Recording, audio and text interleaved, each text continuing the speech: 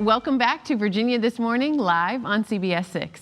The holidays are right around the corner, and it can be hard not to get stressed during the season. We wanted to bring in an expert to talk about how you can manage and define holiday expectations. We welcome Dr. Lakeisha Height back to Virginia This Morning. Good morning. How are you? I am well, thank you, and looking forward to this conversation just in time for the holidays. This may be the first holiday season that folks are really starting to gather again. So there's some additional stress associated with that, and we want to help people get in the spirit in the right way. So you've talked about defining holiday expectations. What exactly does that mean, and how do we start that process?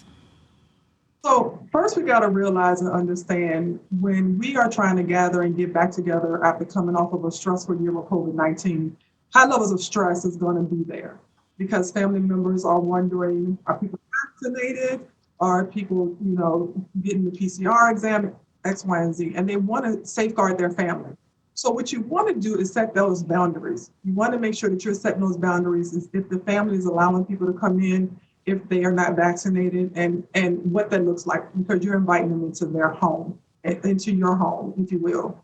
And it's very important to understand what you can digest as a whole as a family and have family meetings to come up with an established plan.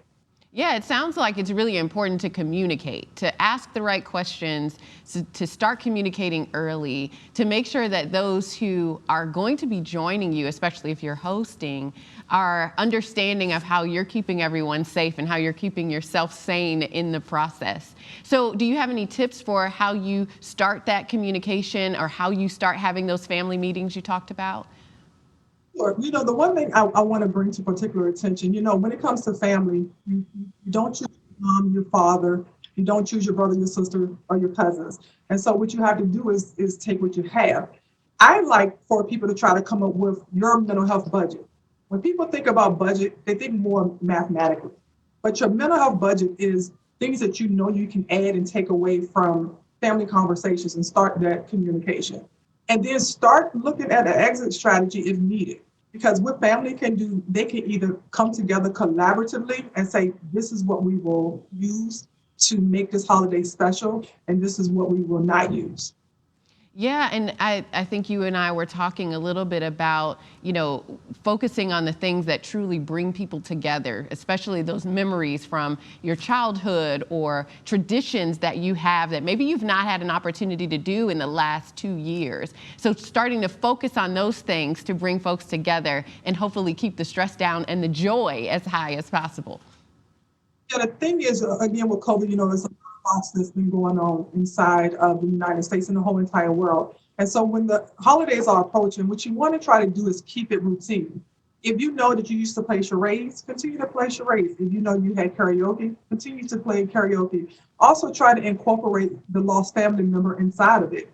If you know that Uncle Bob's favorite song was Santa's Home, then have his part sung, so you can keep that memory alive with the family.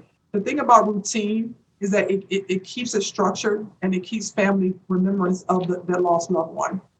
Yeah, you bring up such a great point that so many have lost loved ones who might have been the anchors in their families to host these functions, and who may not be with us anymore. But there are lots of memories to keep at the forefront of our minds as we think about gathering together and making each other comfortable enough to gather together. So you talked a little bit about the budget piece, the mental budget, your kind of mental health budget, but I think we should also be thinking about our budgets for what we're spending this holiday season and how things have increased over the last 2 years.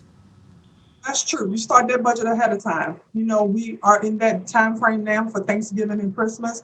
You start looking at couponing, if you will, going to Walmart, going to superstores such as Sam's Club and things of that nature. Because that in itself can be stressful. But this is where you can come in as family cohesion and you divvy out who's going to be responsible for what.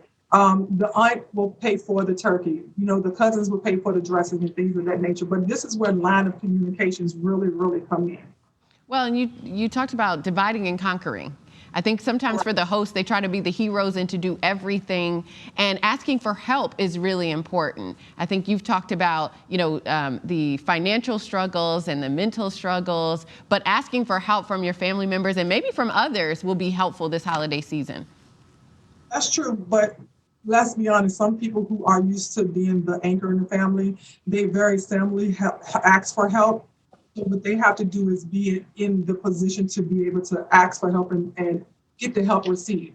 Not just asking for help because it's what expected, but asking for help expecting a return from the help.